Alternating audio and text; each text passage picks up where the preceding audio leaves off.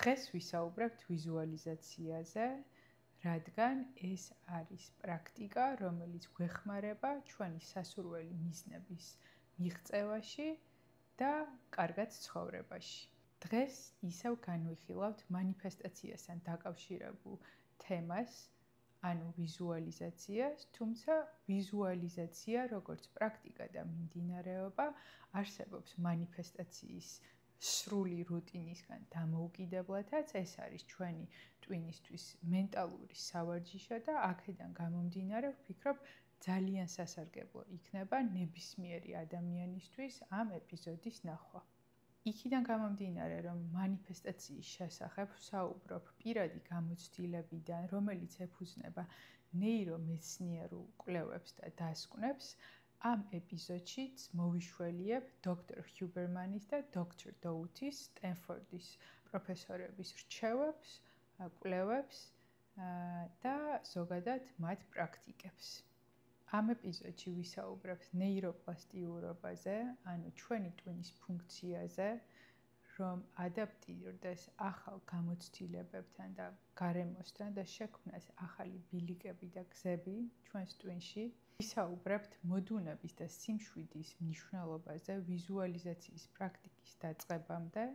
შემდეგ გადავალთ ვიზუალიზაციის 9 ეფექტური პრინციპის განხილვაზე, რომელსაც გვთავაზობს დოქტორ ჰიუბერმანი თავის პრაქტიკიდან გამომდინარე. და ბოლო თემა იქნება პრაქტიკული სავარჯიშოები ვიზუალიზაციისთვის, ჩემი პირადი გამოცდილებიდან და ასევე დოქტორ დოუთის და ჰიუბერმანის, ესე ვთქვათ, შეზავებული რეკომენდაციებიდან. დავიწყოთ.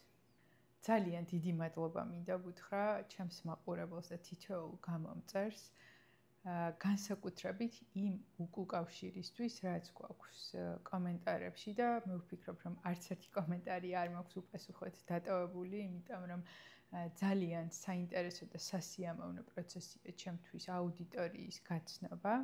თუ ხართ ახალი ამ არხზე, ძალიან გთხოვთ მხარი დაუჭიროთ Reverse Mondays, პირველ რიგში იმისთვის, რომ უფრო მეტმა ადამიანმა ნახოს ეს ეპიზოდები, რადგან ვფიქრობ, რომ ძალიან სასარგებლოა და გამოიწერეთ არხი და თუ გაქვთ კითხვები, რომლებსაც კომენტარებში ვერ წერთ, ან არის კონფიდენციალური ინფორმაცია, ან უბრალოდ არ გინდათ, რომ საჯაროდ იყოს, ასე ვთქვათ, ხელმისაწვდომი თქვენი ამბავი და ინფორმაცია, შეგიძლიათ გამოიწეროთ ჩემი Instagram-ის გვერდი და მომწეროთ იქ. რა არის ნეიროპლასტიურობა? ნეიროპლასტიურობა არის ჩვენი ტვინის უნიკალური თვისება და იმედი ადამიანის, რომ ჩვენ შეგვიძლია ჩვენი ძველი ჩვევები, რომლებიც არ მოგწონს და პროგრამები წავშალოთ და განვაახლოთ ახალი კარგი ქცევითი პატერნებით თუ პროგრამებით, მოკლედ რომ ვთქვათ, ახალთან ადაპტირების ფუნქცია და შესაძლებლობა. თუმცა ეს მუშაობს როგორც ჩვენ სასიკეთოდ, ასევე შეიძლება იმუშაოს ჩვენთვის ცუდათაც. იქიდან გამომდინარე, თუ რა მოქმედებებს ჩავდივართ გამეორებით, რას ვაკეთებთ ხშირად, რაზე ვფიქრობთ ხშირად, რას ვუყურებთ ხშირად და ასე შემდეგ. ანუ ზოგადად ეს ფუნქცია შეგვიძლია აღვიქვათ როგორც ნეიტრალური ფუნქცია, თუმცა ადამიანი ამ ფუნქციას თვითონ აძლევს დატვირთვას. ანუ ეს კარგი შეიძლება იყოს ჩვენი ცხოვრებისთვის თუ ცუდი, მაგრამ ისეთი ადამიანებისთვის, როგორიც ვარ მე, ჩემი აზრით ძალიან პრაგმატული არის და ჭკვიანურია და ყველა ადამიანს უნდა ესმოდეს, რომ ეს არის სუპერ ძალა და ჩვენი შესაძლებლობა, რომ ძველი, რაც მავნებელია ჩვენთვის, რაც არ მოგწონს, გავარღვიოთ და ჩავანაცვლოთ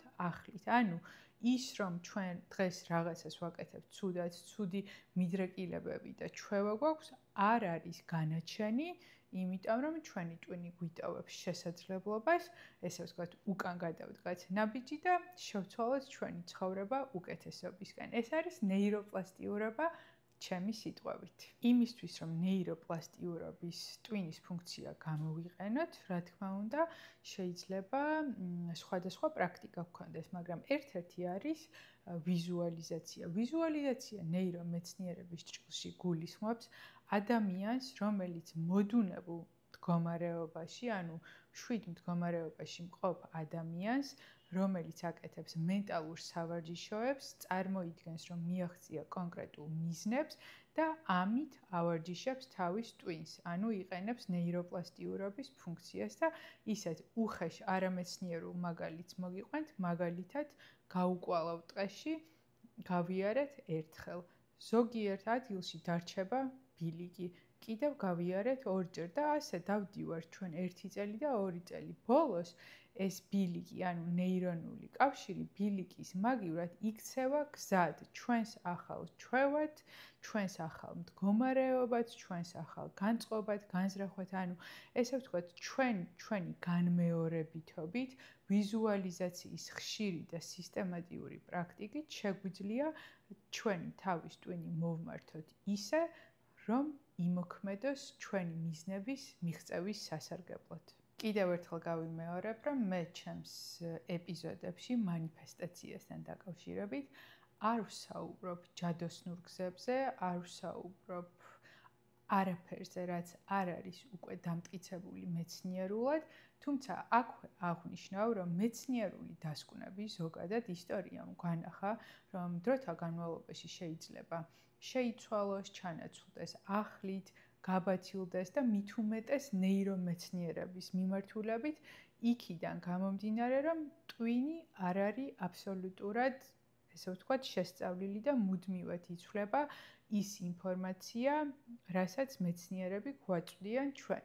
ამიტომ ვიტოვებ ოთახს იმისთვის, რომ 1 წელში, 2 წელში თუ რამე შეიცვალა ამ საკითხთან დაკავშირებით, მოგიბრუნდეთ და განახლებული ინფორმაცია მოგაწოდოთ.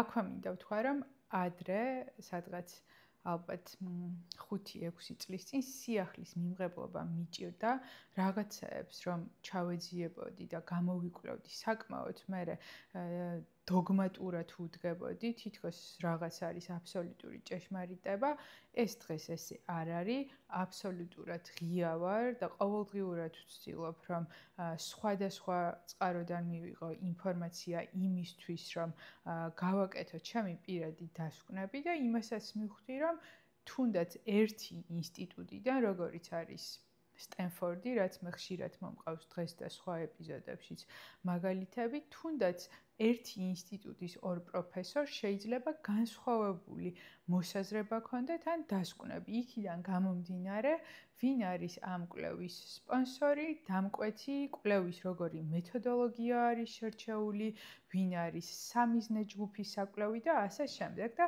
თქვენს გირჩევთ, რომ მიმღებლობა ახლის, ცვლილების მიმართ ჰქონდეთ საკმაოდ მაღალი, ბევრად უფრო გაგვიმარტივდება ცხოვრება და აქ იმის თქმა მინდა, რომ დღევანდელი მონაცემებით რაც გვაქვს და რასაც მე ვაპრაქტიკებ, იმას გიზიარებ. ჩემთვის ყველაზე სანდო და ცხადი მაგალითი თუ როგორ მუშაობს ვიზუალიზაცია და როგორ შეიძლება ის ადამიანს დაეხმაროს თავის მიზნების მიღწევაში არის ჯოკოვიჩი, რომელიც არის ჩემი საყვარელი ათლეტი და ზოგადად მისი შეხედულებები ძალიან მომწონს ცხოვრებასთან დაკავშირებით და შეგიძლიათ ნახოთ მისი ბოლო ინტერვიუ და ძველი ინტერვიუები, სადაც საუბრობს მანიფესტაციის პრაქტიკაზე, ვიზუალიზაციის პრაქტიკაზე, როგორ წარმოიდგენდა თავის მენტორთან ერთად, რომ ის იყო საუკეთესო ჩოგბურთელი და ამ ვიზუალიზაციის პრაქტიკებში თითოეულ ჩაწოდებას, ესე ვთქვათ, გაითამაშებდა და ასე შემდეგ. ოღონდ ჯოკოვიჩი ჩვენ იმას არ გვეუბნება, რომ ერთადერთი პრაქტიკა, რამაც მიმიყვანა ამ შედეგამდე არის ვიზუალიზაცია და წერა და მანიფესტაცია. არა, ამას არ გვეუბნება. ის გვეუბნება, რომ ისეთივე მნიშვნელოვანი იყო კლასიკური მუსიკის მოსმენა, კითხვა, ვარჯიში, მენტალური სხვა სავარჯიშოები, ესე ვთქვათ, სრული სპექტრი მოქმედებების. ამიტომ ამ ეპიზოდის მაყურებლისთვის კიდევ ერთხელ გამმეორდები, რომ ვიზუალიზაცია და მანიფესტაცია არის დამხმარე საშუალება და არა ერთადერთი. მთავარი არის მოქმედება, საკუთარ თავზე მუშაობა და ფოკუსის გასწორება. და ამ პროცესში რაც უფრო მეტ კარგ ესე ვთქვათ, დამხმარე ასისტენტს მოვიყვანთ იმისთვის, რომ ხელი წაგვაშველოს და ჩვენი მიზნებისკენ უფრო მალე წავიდეთ წინ და მარტივად უფრო კარგი იქნება და მანიფესტაციას და ვიზუალიზაციას შეხედეთ უფრო ამ კონტექსტში. წარმოიდგინეთ ადამიანი, რომელიც სახლიდან არ გადის, მუდმივად უყურებს ტელევიზორს, არის წამოწოლილი, აქვს ძალიან ბევრი პრობლემა, პირად ცხოვრებასთან დაკავშირებული, ფინანსური ჯანმრთელობასთან დაკავშირებული და ოცნებობს, რომ მოიგოს ლოტარეაში 10 მილიონი დოლარი. და ოცნებობს, ამ ლოტარიას უყურებს კიდევაც, მაგრამ მე მგონი ბილეთის ყიდვაც ეზარება, იმიტომ რომ გარეთ გასვლასთან ასოცირდება. რა თქმა უნდა, ამ ადამიანს ვიზუალიზაცია არაფერს არ მოუტანს, იმიტომ რომ ეს არის არაეფექტური ფუჭი დროის კარგვა და ვიზუალიზაცია მოქმედების გარეშე არის უბრალოდ დროის კარგვა. აქედან გამომდინარე, არ უნდა ვიყოთ ლოტარიის მოგების, ესე ვთქვათ, იმედის რეჟიმში, არამედ უნდა ვიყოთ მოქმედების რეჟიმში. სანამ ვიზუალიზაციას დავიწყებთ, ძალიან მნიშვნელოვანია, რომ ადამიანის გონება და სული იყოს კონკრეტულ მდგომარეობაში და ეს, რა თქმა უნდა, არის სიმშვიდის და მოდუნების მდგომარეობა. ადრეც მოვიყვანე მაგალითად, რომ ხანდახან ყოფილა ისე, რომ ჩემი მიზნები დამიწერია ისეთ მდგომარეობაში, როცა ვიყავი გაბრაზებული ან გაღიზიანებული და ამის ფონზე ჩემი მიზნები, მსოფლმხედველობა ამ მომენტში იცვლებოდა და რომ შევადაროთ მაშინდელი ჩემი, ესე ვთქვათ, დაწერილი დღიურში და რომ შევადაროთ სიმშვიდის და სიყვარულით სისავსის ფონზე დაწერილი მიზნები განსხვავებული ადამიანების ცხოვრება. აქედან გამომდინარე, ეს მე წავიკითხე დოქტორ დაუთისთან, მაგრამ ჩემ პირად მაგალითზე ხვდებოდი, რომ აქ რაღაც ვერ არის კარგად და საერთოდ თუ გაღიზიანებული ვიყავი ან ბრაზი მქონდა, არაფერს არ ვაკეთებდი მაგ დღეს ჩემს მიზნებთან დაკავშირებით და დოქტორ დაუთი უკვე სტენფორდის კვლევების საფუძველზე გვეუბნება, რომ აუცილებელია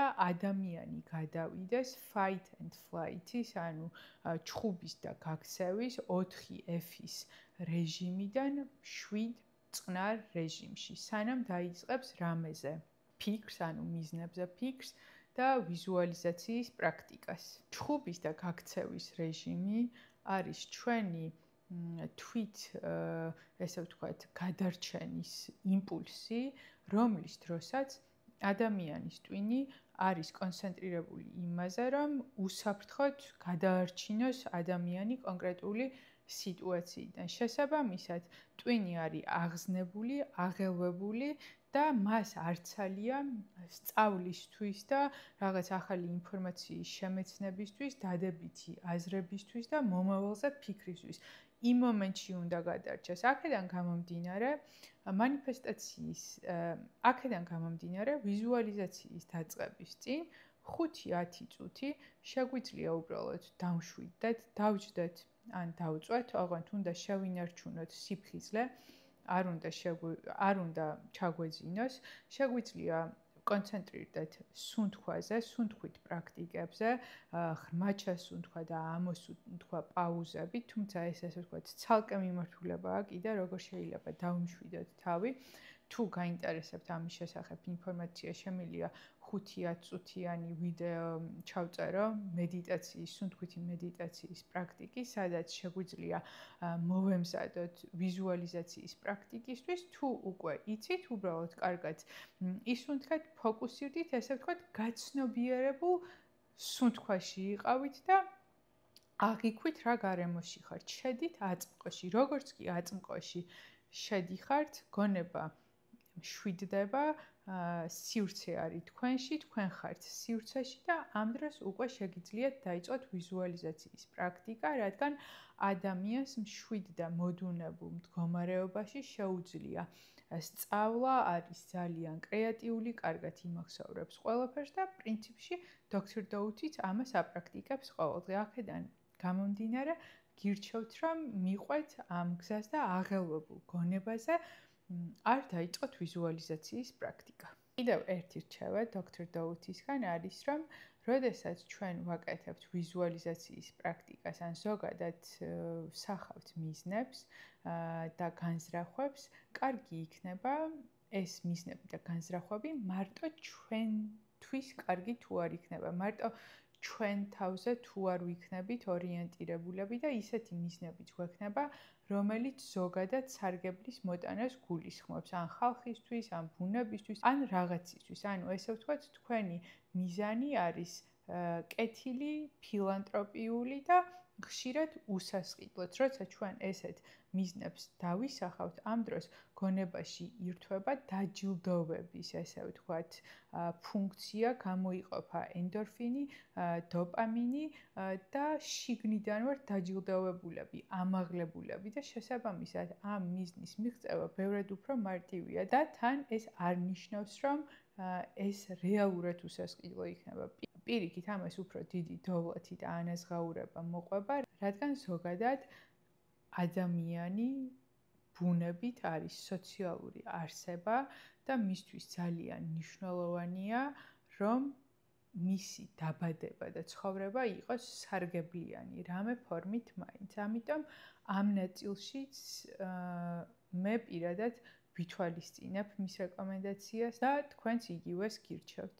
მას შემდეგ, რაც დამშვიდით, მას შემდეგ, რაც მშვიდად ვართ და ჩვენი გონება მზად არის ვიზუალიზაციისთვის და შესწავლისთვის და ესე ვთქვათ, გათავისებისთვის ჩვენი მიზნების, დოქტორ ჰიუბერმანი გვეუბნება, რომ არსებობს 9 ძირითადი პრინციპი, რაც უნდა გავითვალისწინოთ. პირველი არის ის, რომ ვიზუალიზაციის მისეული პრაქტიკა უნდა იყოს მოკლე და მარტივი.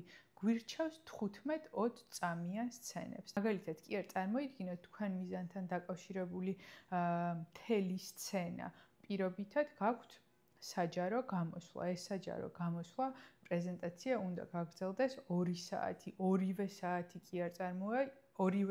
კი არ წარმოიდგინოთ თქვენს ვიზუალიზაციის პრაქტიკაში, არამედ წარმოიდგინეთ 15-20 წამიანი კადრები იმისთვის, რომ ტვინისთვის მარტივი იყოს ამის აღქმა და არ დაიკარგოს სხვა ფიქრებში. თან ჩვენი ტვინი მოკლე სცენებს უფრო მარტივად ამუშავებს და იმახსოვრებს. მეორე არის განმეორებითობა და განმეორებითობა ზოგადად კარგი ჩვევის ჩამოყალიბებაშიც გვჭირდება, ნეიროპლასტიურობა, რეტიკულარული აქტივაციის სისტემა, ყველაფერი დგას, ესე ვთქვათ, განმეორებითობაზე და აქაც დოქტორ ჰიუბერმანი გვეუბნება, რომ კარგი იქნება ეს 15-20 წამიანი სცენარები გავიმეოროთ, რაც შეიძლება ბევრჯერ. ის იმეორებს 50-დან 75, ესე ვთქვათ, სცენამდე, მაგრამ მე მაგალითად დასაწყისისთვის გირჩევთ, რომ ეს პრაქტიკა გააკეთოთ 5-10 ჯერ გაითამაშოთ. სიმართლე რომ გითხრათ, 10-ს არ ვცდები ხოლმე, მე რაღაც 10-ის პარკლებში ვარ და ვფიქრობ, რომ მაინც ძალიან კარგად მოქმედებს.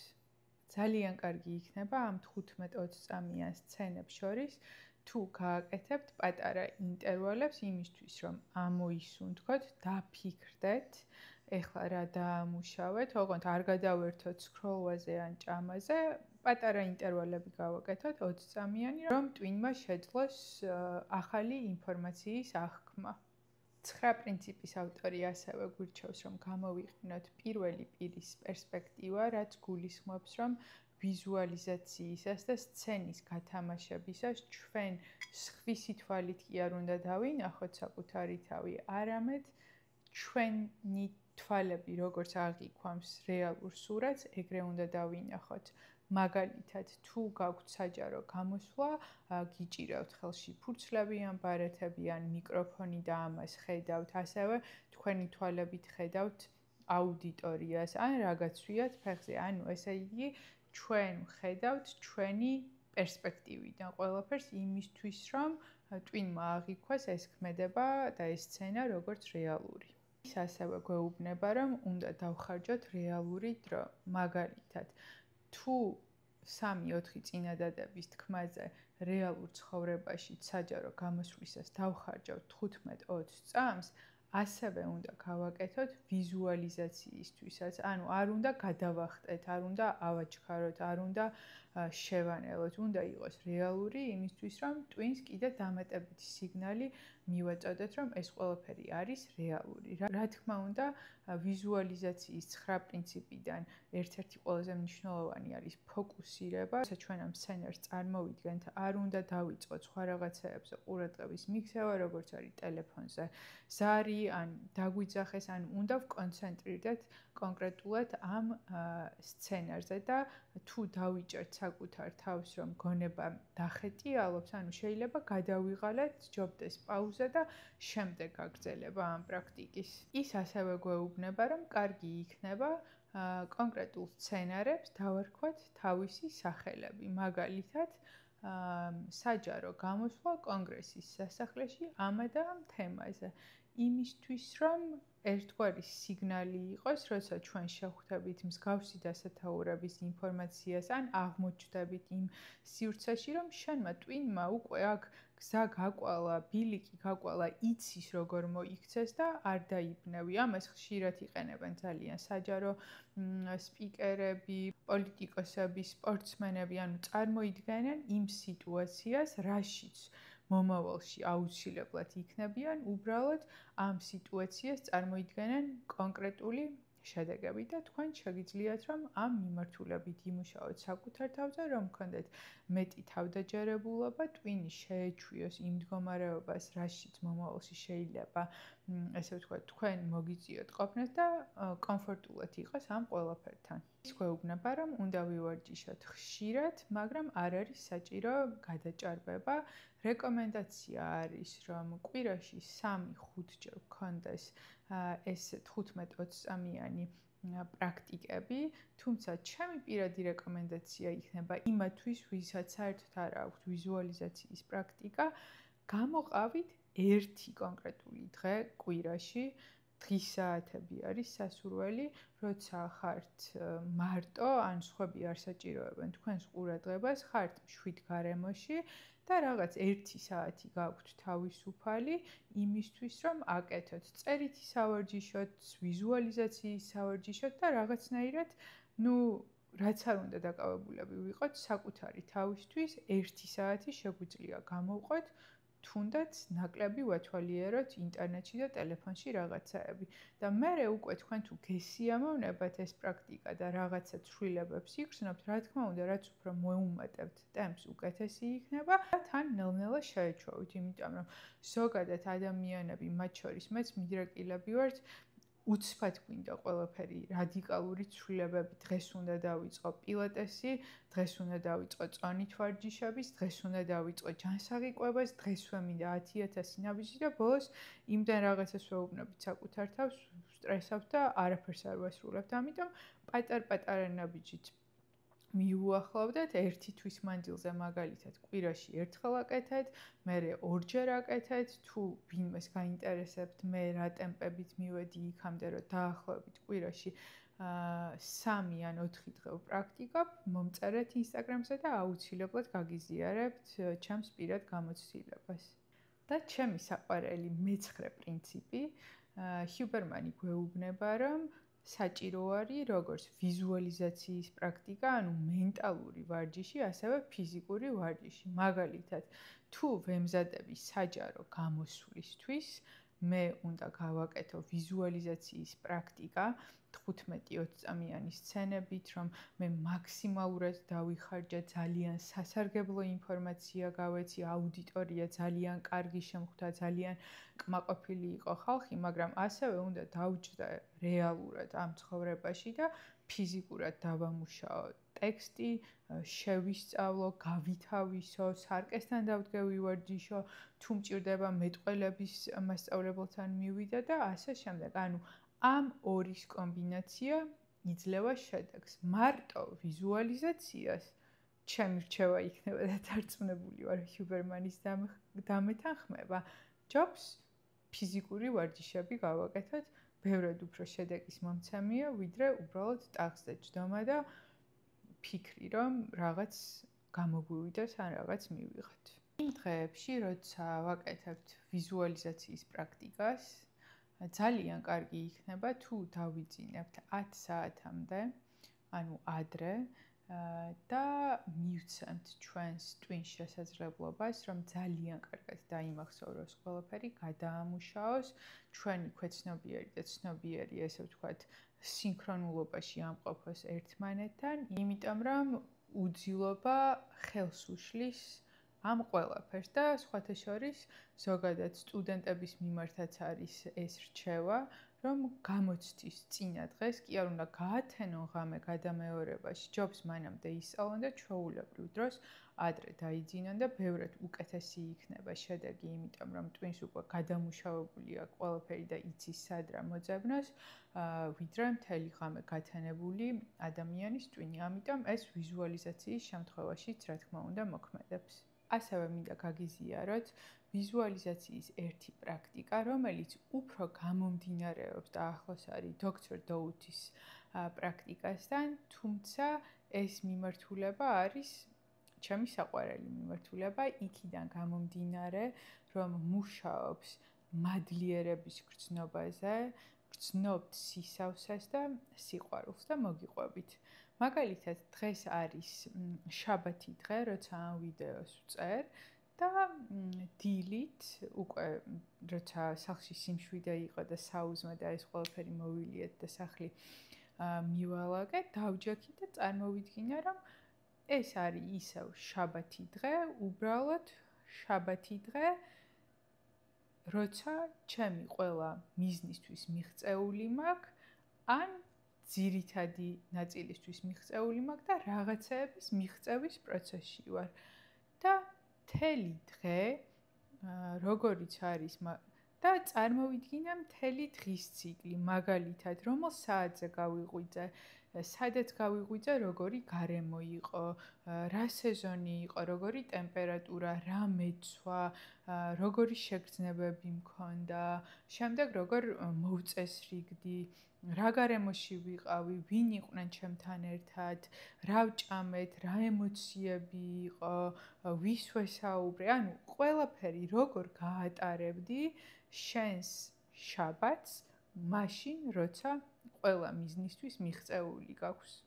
და იმისთვის, რომ ტვინს უფრო გავუმარტივო ხოლმე, თუ ემთხვევა ორ შაბათს, ამ ვიზუალიზაციის პრაქტიკაშიც არის ორ შაბათი, შესაბამისად შეიძლება მქონდეს ზარები, შეხვედრები, სესიები, თუ არის კვირა, არის უფრო პასიური დღე, ოჯახის დღე, ანუ შესაბამისობას ვაკეთებ რეალურ და ესე ვთქვათ, სასურველ ცხოვრებას შორის. თუმცა მე დღეს მაქვს ჩემი სასურველი ცხოვრება და ძალიან მადლიერი ვარ ამის, მაგრამ მაქვს მიზნები, რომლის მიღწევაც მინდა და პირველ რიგში იმიტომ, რომ ვიპოვნე ჩემი ცხოვრებისეული მისია, ამაზე არის უკვე ვიდეო. ვისაც არ გინახავთ, შეგიძლიათ ნახოთ და აქედან გამომდინარე, მაქვს ახალი მიზნები, რომელსაც მინდა რომ მივახციო. მოკლედ ეს არის ძალიან კარგი პრაქტიკა, თქვენ თვითონაც თუ ამას გააკეთებთ, მიხვდებით პროცესში, როგორ ივსებით სიყვარულით, როგორ ივსებით მადლიერებით, როგორი კმაყოფილი ხარ ცხოვრების მიმართ. აი ემოციების თვალსაზრისით ბევრად უფრო ეფექტურია, ვიდრე ეს 15-20 წამიანი, ესე ვთქვათ, ვარჯიშები, მაგრამ მე ვაკეთებ ორივეს კომბინაციას, იმიტომ რომ ისინი ჩემ შემთხვევაში ერთმანეთს ავსებენ, რადგან ჩემი პრაქტიკა არის ზოგადი ხედვა ცხოვრების და ზოგიერთ მომენტში მიჭირს, რომ კონკრეტული სცენები წარმოვიდგინო, იმიტომ რომ წარმოიდგინეთ რადგან თქვენ ტვინს ამუშავებთ იმაში, რომ მთელი თქვენი დღე ცხოვრების გაგატაროთ როგორც ფილმი და რაღაცეები არის ბუნდოვანი ხოლმე და რაც არის ბუნდოვანი, ან მეტი კონკრეტიკა ჭირდება, ან მეტი დაჯერება ტვინს, რომ ეს ნამდვილად იქნება ჩემს ცხოვრებაში, და მაგაში უკვე ვთავ ამ 15-20 წამიან პრაქტიკას. იმ მაყურებლისთვის, რომელიც დაინტერესებულია ვიზუალიზაციით, გავაკეთე ერთგვერდიანი გაიდი, სადაც ზუსტად მაქვს აღწერილი ორივე პრაქტიკა, ჰიუბერმანის 9 პრინციპიანი ვიზუალიზაცია და ჩემი ცხოვრების ფილმის, ესე ვთქვათ, პრაქტიკა. ერთი გვერდია სულ და ზუსტად მოკლედ მაქვს აღწერილი, საიდან უნდა დაიწყოთ ზოგადად ვიზუალიზაციის პრაქტიკა და რას უნდა მიყვეთ. შეგიძლიათ ტელეფონში წაიკითხოთ, შეგიძლიათ ამობეჭდოთ და ისე წაიკითხოთ. მე პირადად ამობეჭდის მომხრე ვარ. მომწერეთ Instagram-ზე თქვენი მეილი და გამოგიგზავნით მეილს, რა თქმა უნდა, რამე სხვა კითხვას თუ გექნება, გიპასუხებ და ვეცდები რომ დაგაკვალიანოთ, იმიტომ რომ მართლა ვფიქრობ, გამოვიყენოთ ის შესაძლებლობები, რაც აქვს ჩვენ ტვინს. რატო არ უნდა გამოვიყენოთ? ჩემი აზრით, ტყუილა არ არის, რომ ადამიანის ტვინს ამდენი შესაძლებლობა აქვს და ძალიან სამწუხარო იქნება, თუ ამას არ გამოვიყენებთ. აქედან გამომდინარე, მართლა მინდა, რომ ის, რაც ჩვენთვის სასიკეთოა და რასაც საკუთარ თავზე ვცდი და ვხედავ, რომ მუშაობს და მე ვხედავ, რომ სხვებზეც მუშაობს, ჩემო მაყურებელმაც გამოიყენოს, რა თქმა უნდა, თუ ხართ ამაში დაინტერესებულები. შეიძლება ბევრ ახალ თემაზე ვისაუბრე ამ ეპიზოდში, შეიძლება არ ვისაუბრე, ყოველ შემთხვევაში შეჯამება კარგი იქნება. ანუ დღეს შევთანხმდით იმაზე, რომ ვიზუალიზაცია არის ჩვენი ტვინის სავარჯიშო და რეალურად გვაძლევს შესაძლებლობას, რომ გამოვიყენოთ ჩვენი ტვინის უნარი, როგორიც არის ნეიროპლასტიურობა. იმისთვის, რომ ვიზუალიზაცია იყოს ეფექტური, სასურველია მივყვეთ კონკრეტულ რეკომენდაციებს დოქტორ ჰიუბერმანისგან, დოქტორ დოუთისგან, ასევე არის სხვა რეკომენდაციებიც, რა თქმა უნდა, უბრალოდ მე კონკრეტულად ამ ორი ადამიანის რჩევებით ვაკეთებ ჩემს პრაქტიკას და აქედან გამომდინარე უფრო სამართლიანი მგონია იმაზე ვისაუბრო და ის გაგიზიაროთ, რაც მე საკუთარ თავზე მაქვს გამოცდილი. ასევე უნდა დავიმახსოვროთ, რომ საჭიროა ფოკუსი და განმეორებითობა, ხანდახან 3 თვეში ერთხელ გამახსენდა, მოდი გავაკეთებ, არ იძლევა შედეგს, თუ ეს თქვენი არ არის, ეგეც არ არის პრობლემა. შეეშვით საერთოდ, ამაზე შეგიძლიათ არც მიიღოთ ინფორმაცია, ან მომავალში მიიღოთ, როცა მზად იქნებით, ამის გარეშე შეგიძლიათ იმოქმედოთ და მიაღწიოთ თქვენს მიზნებს და რა თქმა უნდა, კიდევ ერთხელ გავიმეორებ, რომ არც ერთ პრაქტიკას არ აქვს არანაირი შედეგი, ჩვენ თუ ფიზიკურ მოქმედებაში არ მოვიყვანეთ ყველაფერი. ის ფაქტი, რომ ჩვენ მოქმედება მოგვიწევს, ამაზე უნდა შევთანხმდეთ, უბრალოდ ამ პროცესში ტვინი თუ იქნება ჩვენი მეგობარი, ნაკლებ წინააღმდეგობას გაგვიწევს და ნაკლებად შეგვაშინებს, რა თქმა უნდა, უკეთესი იქნება. თუ ფიქრობ, რომ ეს ეპიზოდი სასარგებლო იყო, მოიწონე, დამიწერე კომენტარი, ამით YouTube-ის ალგორითმს მივახვედრებთ, რომ უფრო მეტმა ადამიანმა უნდა ნახოს ეს ეპიზოდი, გამოიწერეთ ჩემი არხი და ძალიან დიდი და გულწრფელი მადლობა თქვენ, ვინც ჩემს ეპიზოდებს უყურებთ. დროებით.